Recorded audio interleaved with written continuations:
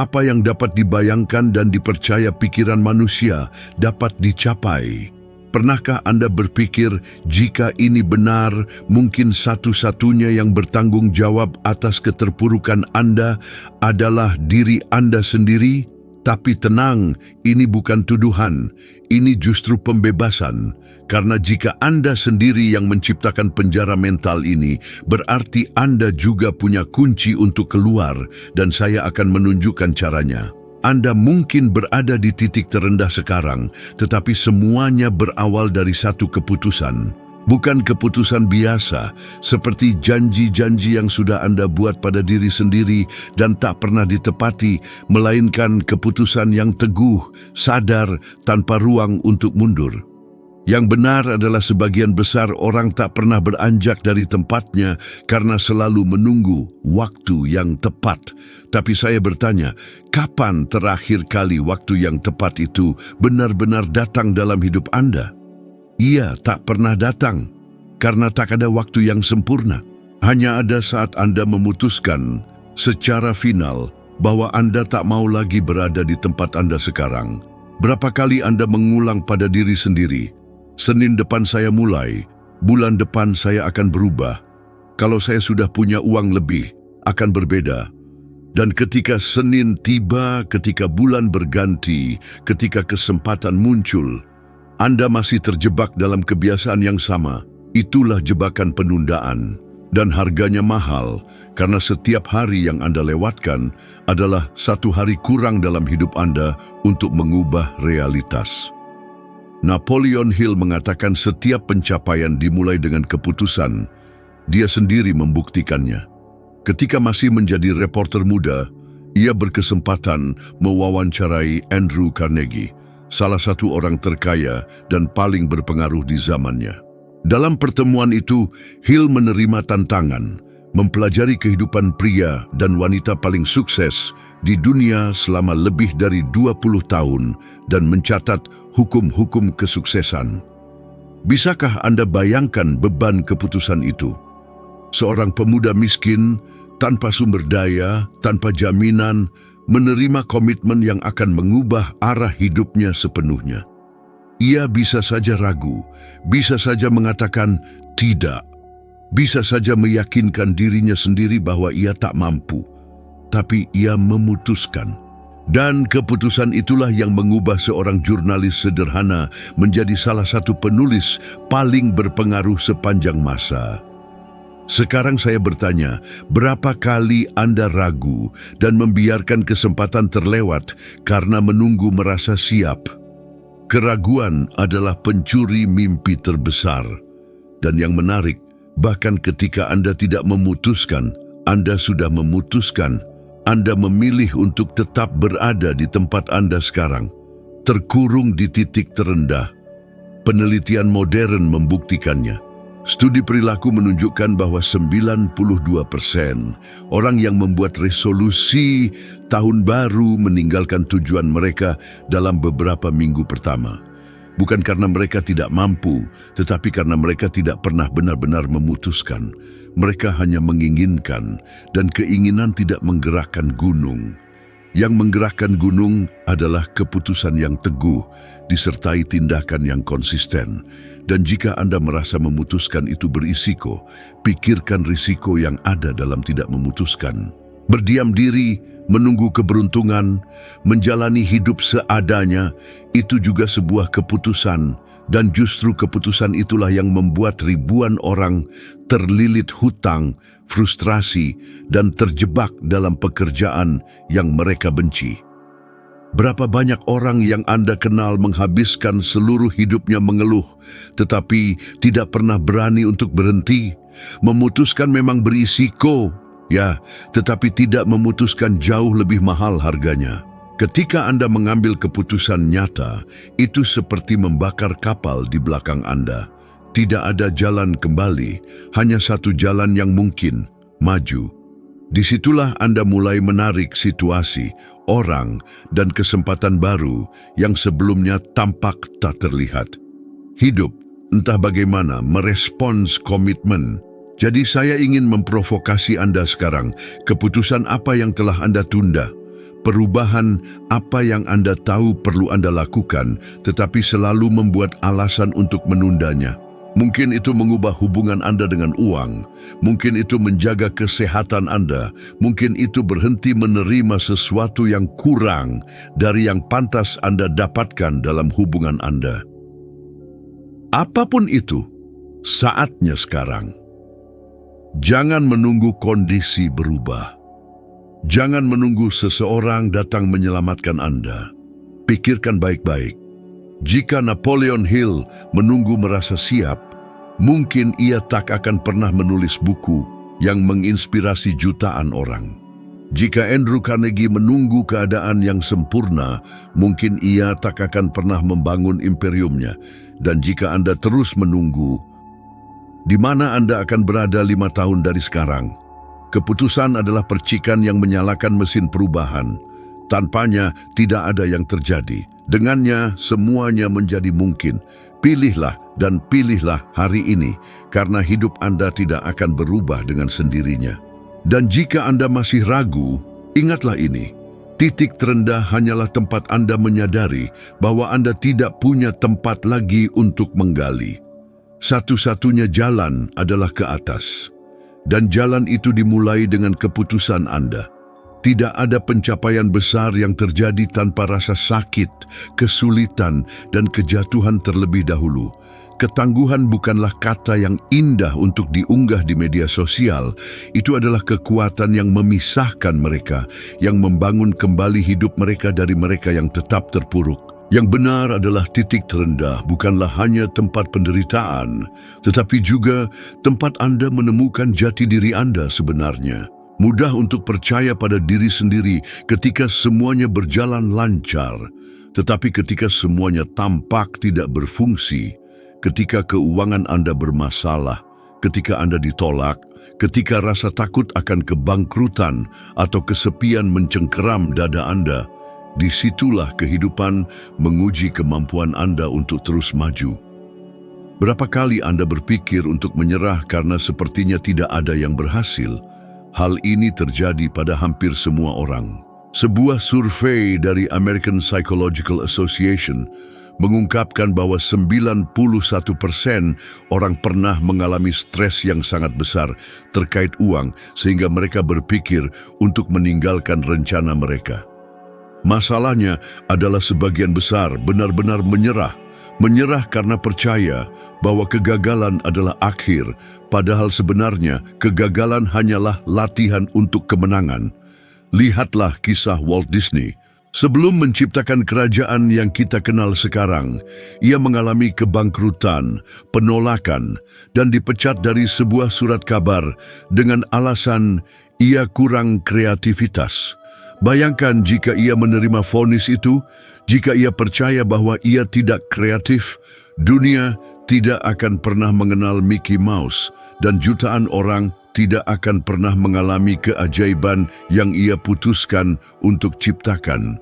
Yang membedakannya bukanlah keberuntungan, tetapi ketangguhan. Ia memahami bahwa setiap kejatuhan hanyalah satu langkah di tangga yang akan membawanya ke puncak. Dan disinilah introspeksi berperan. Berapa kali Anda menafsirkan kegagalan sebagai titik akhir, padahal itu mungkin hanya koma. Pikirkan tentang saat-saat ketika tidak membuat Anda berhenti, padahal itu bisa mendorong Anda untuk menemukan jalan yang lebih baik. Berapa banyak mimpi yang dikubur karena kehilangan sesaat? Napoleon Hill juga mengalaminya. Di tengah depresi besar, ia kehilangan hampir semua yang dimilikinya. Ia bisa saja menyerah, ia bisa saja meninggalkan misinya untuk mengajarkan prinsip-prinsip kesuksesan. Tetapi justru pada masa sulit ini, ia menulis Think and Grow Rich. Karya yang akan mengubah hidup jutaan orang. Ia mengubah penderitaannya menjadi bahan bakar. Kegagalan itu bukanlah akhir, itu adalah lahirnya kontribusi terbesarnya bagi dunia. Dan inilah emosi dari kisah ini. Kesedihan atas kehilangan berubah menjadi inspirasi untuk menciptakan sesuatu yang abadi. Ketangguhan berfungsi seperti otot, hanya tumbuh ketika dibutuhkan. Jika Anda menghindari rasa sakit, jika Anda menghindari kesulitan, Anda juga menghindari kesempatan untuk tumbuh. Setiap hambatan seperti latihan berat menyakitkan pada saat itu, tetapi membentuk kekuatan dalam jangka panjang. Dan semakin besar tekanan, semakin besar transformasi yang dapat terjadi. Sekarang berhenti dan renungkan, apakah yang Anda sebut sebagai nasib buruk, kekalahan, beban, bukanlah ujian yang perlu Anda lalui untuk mendapatkan kehidupan yang Anda inginkan? Apakah fase sulit ini bukanlah lahan subur tempat versi Anda yang lebih kuat sedang dibangun? Ketangguhan tidak menghilangkan rasa takut, tetapi mendefinisikan kembali perannya. Alih-alih menjadi beban yang melumpuhkan Anda, ia berubah menjadi fokus. Alih-alih menjadi suara yang mengatakan menyerah, ia menjadi pengingat bahwa Anda berada di jalan yang benar, karena tidak ada yang menemukan perlawanan jika tidak sedang maju. Jadi, jika hari ini Anda berada di titik terendah, ingatlah bahwa ini bukanlah akhir dari kisah Anda. Titik terendah bukanlah kuburan mimpi, melainkan lapangan pelatihan ketangguhan. Dan jika Anda memilih untuk tidak menyerah, jika Anda memutuskan untuk bangkit sekali lagi daripada jatuh, Anda pasti akan keluar lebih kuat, lebih siap, dan lebih sadar akan kekuatan Anda yang sebenarnya. Kegagalan hanya menghancurkan mereka yang menerima kekalahan sebagai hukuman akhir. Tetapi bagi mereka yang bangkit, itu hanyalah bukti bahwa kemenangan sudah dekat. Jika ada musuh yang senyap, yang menghancurkan lebih banyak mimpi daripada krisis, pengangguran, atau kurangnya peluang, musuh itu adalah kurangnya kepercayaan diri. Anda mungkin memiliki bakat, Anda mungkin memiliki ide-ide brilian, Anda bahkan mungkin memiliki sumber daya yang tersedia, tetapi jika Anda tidak percaya pada nilai Anda sendiri, semuanya tidak ada artinya. Itu seperti mengendarai mobil dengan rem tangan ditarik. Anda menginjak pedal gas, membuat suara, membuang energi, tetapi tidak bergerak. Berapa kali Anda berpikir, ini bukan untuk saya? Mungkin di hadapan lowongan pekerjaan yang tampak terlalu tinggi untuk riwayat hidup Anda, atau proyek yang tampak terlalu besar untuk kemampuan Anda. Kalimat kecil ini diulang berkali-kali oleh jutaan orang, menutup pintu bahkan sebelum pintu itu dapat dibuka. Bukan kurangnya kesempatan yang membatasi sebagian besar orang, tetapi kurangnya kepercayaan diri. Napoleon Hill memahami hal ini sejak dini.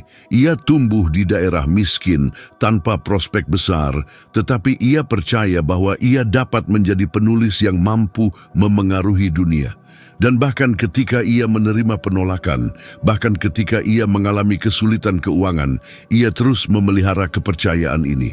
Ini bukan berarti ia tidak memiliki keraguan atau ketakutan, tetapi ini berarti ia tidak pernah membiarkan perasaan-perasaan ini lebih besar daripada kepercayaannya pada dirinya sendiri.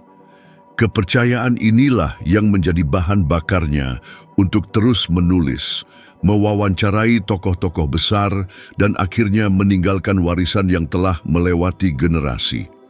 Sains mengkonfirmasi pentingnya kepercayaan ini.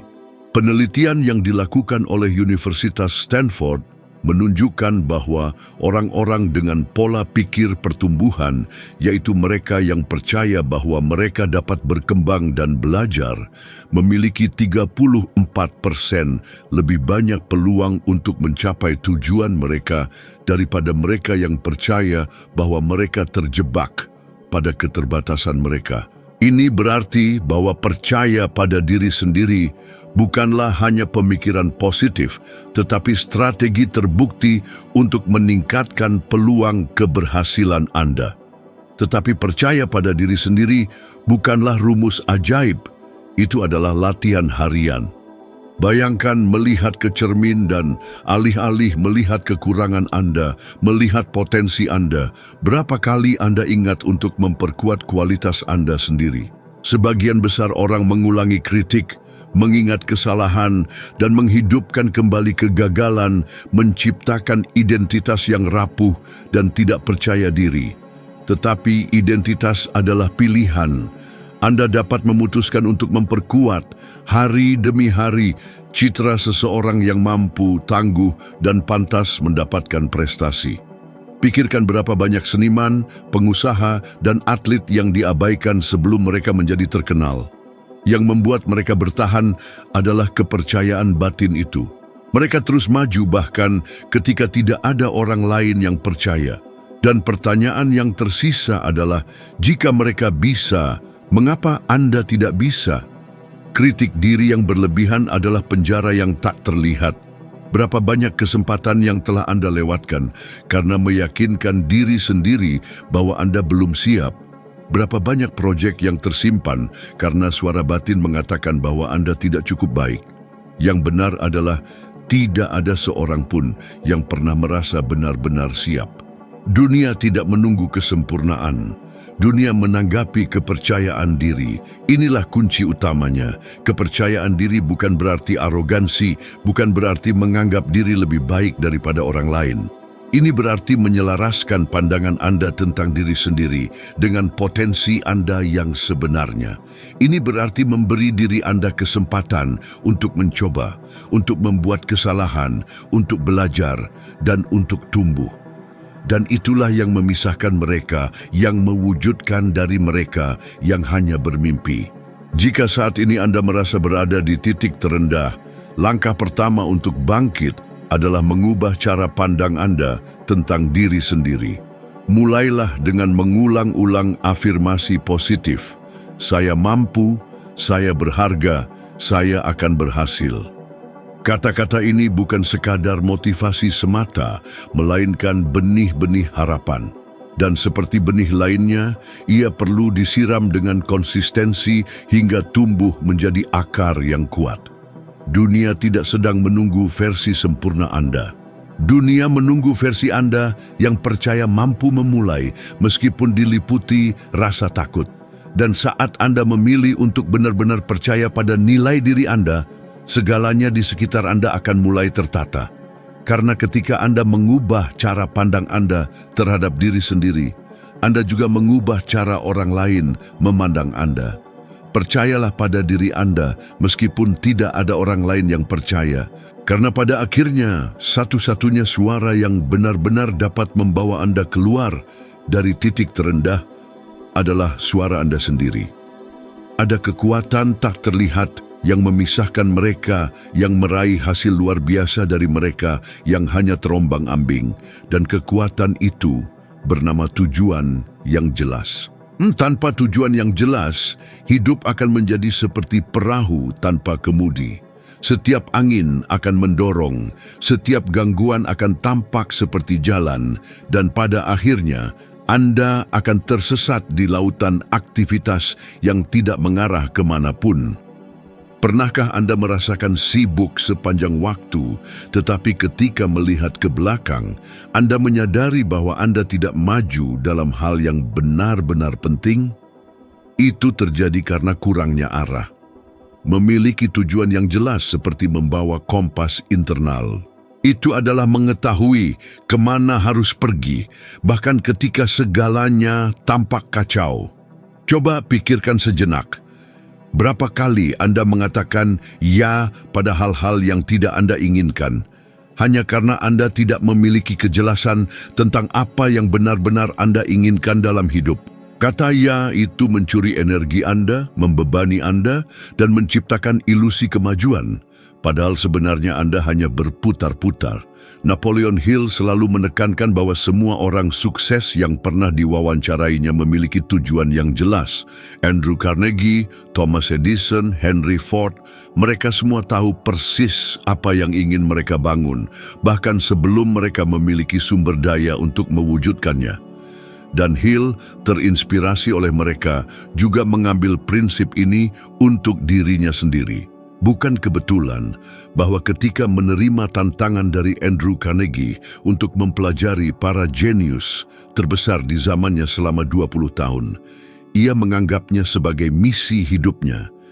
Itu bukan hanya sebuah proyek, tetapi tujuan yang akan membimbing setiap pilihannya sejak saat itu. Contoh Steve Jobs juga sangat kuat. Ketika dunia melihat komputer sebagai mesin yang dingin dan terbatas hanya untuk beberapa orang, Jobs memiliki tujuan yang jelas. Menempatkan komputer pribadi di setiap rumah, mengubah teknologi menjadi sesuatu yang mudah diakses dan bahkan artistik. Visi ini menjadi filter untuk semua keputusannya. Ia menolak ide-ide yang tidak selaras dengan tujuan tersebut. Ketika Apple hampir bangkrut, tujuan itulah yang membawanya kembali dengan kekuatan penuh. Bukan hanya keterampilan teknis, tetapi kejelasan absolut tentang kemana ia akan pergi. Dan mungkin Anda bertanya tiba, bagaimana jika saya tidak tahu apa tujuan saya? Yang benar adalah banyak orang tidak tahu karena mereka tidak pernah berhenti untuk menuliskan dengan jelas apa yang sebenarnya mereka inginkan. Mereka menyimpan keinginan yang samar-samar. Saya ingin bahagia, saya ingin kaya, saya ingin sukses. Tetapi apa arti kebahagiaan bagi Anda? Apa arti sukses menurut pandangan Anda? Kekayaan untuk apa? Jawaban-jawaban ini tidak bisa dangkal. Semakin spesifik Anda, semakin kuat energi yang Anda tarik untuk mencapai apa yang Anda inginkan. Sekarang pikirkan, jika Anda memiliki kalimat itu dalam pikiran Anda setiap hari, berapa banyak keputusan salah yang dapat Anda hindari, berapa banyak gangguan yang dapat Anda hilangkan, berapa banyak kata tidak yang berani Anda ucapkan. Kejelasan ini sangat membebaskan. Tanpa tujuan, setiap usaha akan terasa melelahkan. Dengan tujuan, bahkan pengorbanan pun akan memiliki makna. Dan kebenarannya adalah hidup tidak akan menunggu Anda menemukan tujuan Anda secara kebetulan. Anda perlu memutuskan, Anda perlu menyatakan pada diri sendiri, inilah yang saya inginkan, inilah yang akan saya bangun. Tidak masalah jika saat ini Anda belum memiliki sumber daya. Tidak masalah jika tampak mustahil. Yang mustahil hanyalah sesuatu yang belum pernah dicoba oleh seseorang dengan kejelasan dan tekad. Ketika Anda menetapkan tujuan Anda, dunia mulai mengatur ulang dirinya sendiri. Orang-orang muncul, peluang muncul, energi Anda berlipat ganda. Tetapi ketika Anda tidak memiliki kejelasan, dunia memutuskan untuk Anda. Dan kemudian Anda akhirnya menjalani mimpi orang lain, menerima apa yang tersisa, bertahan hidup daripada hidup sepenuhnya. Jadi tanyakan pada diri Anda sekarang, apa tujuan hidup Anda? Apa alasan yang akan membuat Anda bangun setiap hari, bahkan ketika Anda lelah, bahkan ketika tidak ada yang percaya? Ketika Anda menemukan jawabannya, lindungi, tuliskan, ulangi setiap hari. Jadikan sebagai filter untuk setiap keputusan. Karena mereka yang hidup dengan tujuan tidak berjalan dalam lingkaran. Mereka membangun warisan.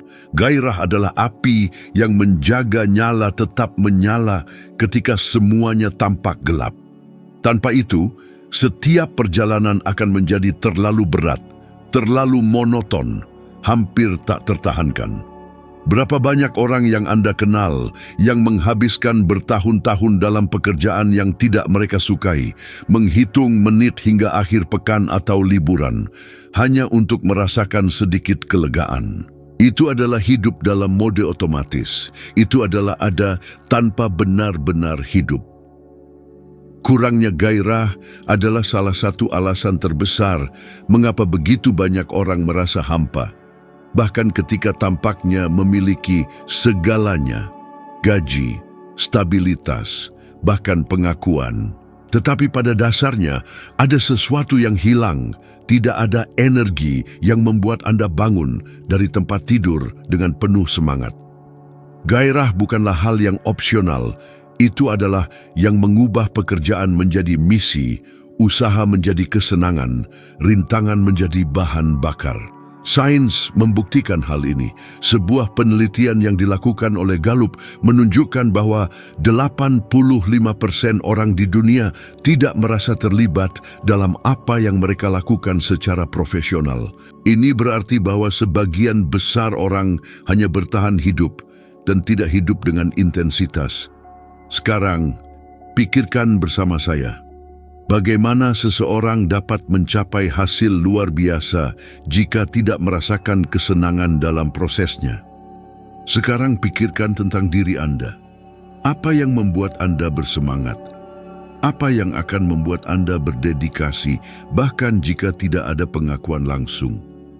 Apa aktivitas yang membuat waktu berlalu tanpa Anda sadari? Itu adalah petunjuk tentang gairah Anda yang sebenarnya. Dan jika Anda belum menemukannya, lihatlah apa yang sangat mengganggu Anda, apa yang membuat Anda terharu, apa yang membangkitkan kemarahan atau antusiasme dalam diri Anda. Seringkali, gairah tersembunyi dalam perasaan-perasaan kuat ini. Dan inilah poin penting. Gairah Anda dapat menjadi perbedaan yang dibutuhkan dunia.